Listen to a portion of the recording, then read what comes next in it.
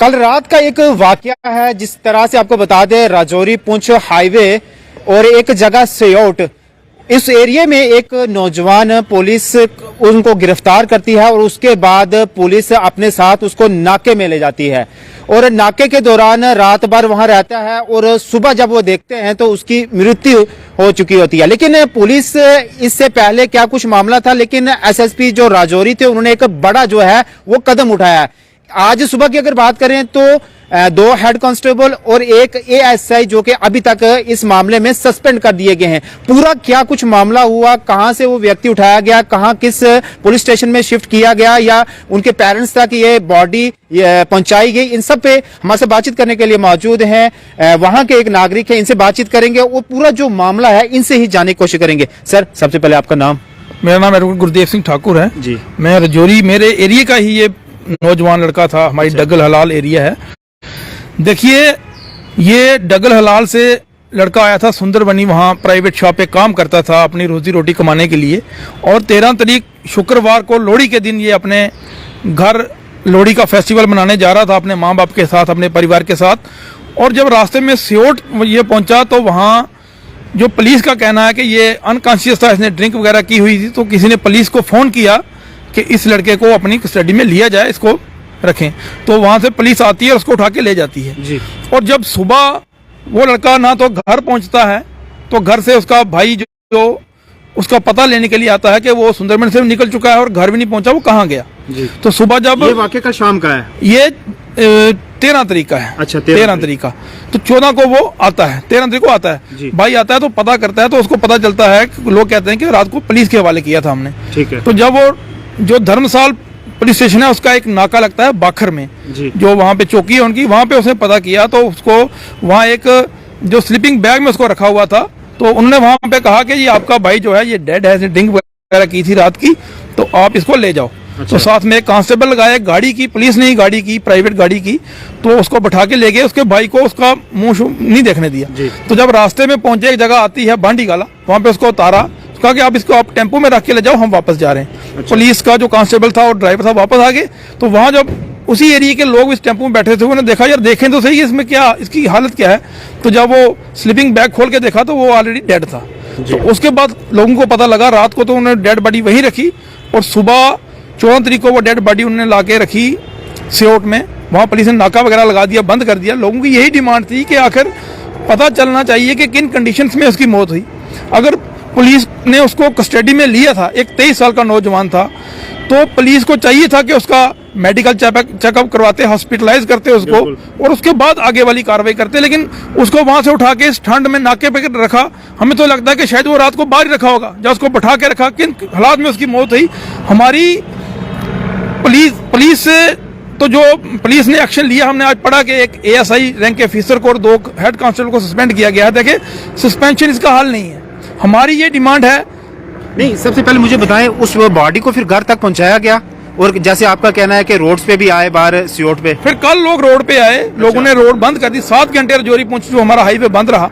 उसके बाद एडीसी कालाकोट की ये बात है और 2 दिन से बॉडी ऐसे, 13 की बात है और 2 दिन से बॉडी अभी ऐसे ही है। 14 को कल फिर उनको रखा, 7 घंटे बंद रखा। अच्छा, हाँ। उसके बाद एडीसी कालाकोट, एसएचओ जो धर्मसाल वाले हैं, जो कालाकोट डीएसपी वो आए शहरा वाले। तो उसके बाद फिर पब्लिक ने बॉडी को लिया और आज उसका संस्कार हुआ है। अच्छा। हमारा ये कहना है कि आज अगर उसका संस्कार हो गया तो एडमिनिस्ट्रेशन ये ना समझे कि ये केस क्लोज हो गया है। 2 हेड कांस्टेबल और एक एएसआई को सस्पेंड करने से केस खत्म हो गया है।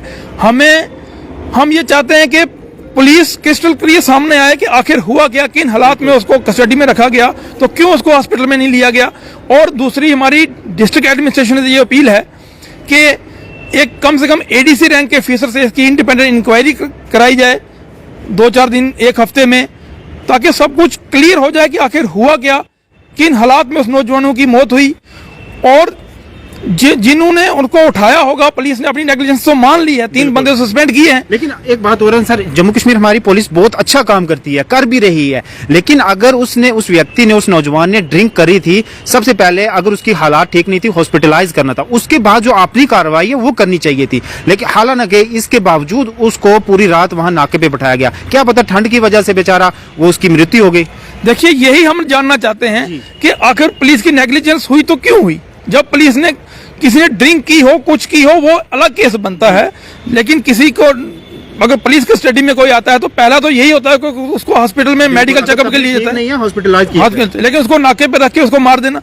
अब हमारी ये डिमांड है कि अगर पुलिस ने एक ASI लेवल के रैंक के ऑफिसर को, 2 कांस्टेबल को सस्पेंड भी कर दिया है, ठीक है, पुलिस ने अपनी नेग्लिजेंस मानी है, लेकिन सामने आना चाहिए कि किन हालात में हुआ और क्यों हुआ। इसलिए हम चाहते हैं कि SSP राजौरी एक प्रेस कॉन्फ्रेंस करके सभी पब्लिक को बताएं कि आखिर क्या हालात बने और किन हालात में नौजवान की मौत हुई।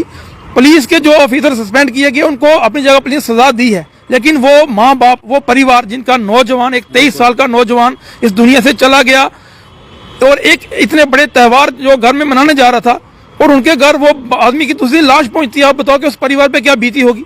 उन माँ बाप का क्या कसूर है जो कि अपनी फैमिली का एक ही जो नौजवान था जो उनके लिए रोजी रोटी का जरिया था। हमारी DC साहब से अपील है कि पहले तो एक मजिस्ट्रेट की इंक्वायरी की जाए और उसके बाद उस फैमिली माँ बाप को भी कंपनसेट किया जाए, क्योंकि कहीं ना कहीं ये एडमिनिस्ट्रेशन का रोल बनता है कि अगर ऐसे हालात बनते हैं, किसी की नेग्लिजेंस है, तो उससे वो माँ बाप की क्या कसूर है। आखिर में ये जानना चाहूंगा, जिस तरह से कल सियोट में पूरी एडमिनिस्ट्रेशन वहां पहुंची हुई थी, क्या कुछ उनकी तरफ से आश्वासन दिए गए? सस्पेंशन तो हो गई, लेकिन कंपनसेट की क्या कुछ वहां बात तलाब हुई? देखिए, उन्होंने यही कहा था कि हम इसकी इंक्वायरी करेंगे। अच्छा। तो उसके बाद जो भी जिनकी नेग्लिजेंस है उनको सस्पेंड करेंगे और बाकी सारा देखेंगे। लेकिन हमारी ये है कि अभी तक आज उसका संस्कार भी हो गया है, डिस्ट्रिक्ट एडमिनिस्ट्रेशन ये ना समझे कि ये केस क्लोज हो गया है। हमारी ये ही आपके माध्यम से DC राजौरी से अपील है कि जल्द से जल्द आज ही एक इंक्वायरी इनिशिएट की जाए, जिसमें 2-3 दिन का टाइम रखा जाए, जिसमें पता चले कि आखिर हुआ क्या, किन हालात में उसकी मौत हुई, कौन ऑफिसर जो उसकी नेग्लिजेंस के जिम्मेवार हैं, और साथ में उनके जो बुजुर्ग माँ बाप हैं जिनकी वो अकेला जिनकी रोजी रोटी का जरिया था, उनको भी कुछ ना कुछ कंपनसेट किया जाए ताकि। और दूसरी बात ये कि पुलिस, मैं आल्दो के पुलिस हमारी बहुत अच्छा काम कर रही है, हम जब पुलिस को देखते हैं तो हमें लगता है कि हम किसी सेफ जगह पे हैं, लेकिन जब ऐसे इंसिडेंट होते हैं, जब ऐसी खबरें बाहर आती हैं, तो कहीं ना कहीं पब्लिक के दिमाग में, दिल में भी एक खतरा पैदा होता है, एक भय होता है कि देखिए ऐसा वहां हुआ तो हमारे साथ भी हो सकता है। इसलिए पुलिस को भी बिल्कुल साफ शफाफ होकर सामने आना चाहिए और पब्लिक में आके बात रखनी चाहिए कि किन हालात में उसकी मौत हुई, और DC साहब को जल्द से जल्द इंक्वायरी इनिशिएट करनी चाहिए। चलें सर, बहुत बहुत शुक्रिया। बहुत बहुत। तो हमारे साथ बातचीत करने के लिए मौजूद ये राजौरी के स्थानीय थे, जिस तरह से गुरदेव सिंह ठाकुर इनका नाम है, सीनियर एडवोकेट हैं। पूरी जो है वाकया कैसे हुई, वारदात, सब इनसे हमने जानने की कोशिश की, और अब इनकी जो मुख्य मांग है ये चाहते हैं कि DC राजौरी, SSP राजौरी इस पूरी वाकया पे डिटेल ले और SSP राजौरी एक खास पत्रकार वार्ता करे और जो पूरा मामला है वो बताएं। हालांकि राजौरी पुलिस के द्वारा एक बड़ा इनिशिएटिव लिया गया और जो अपनी नेग्लिजेंस है वो भी मानी गई।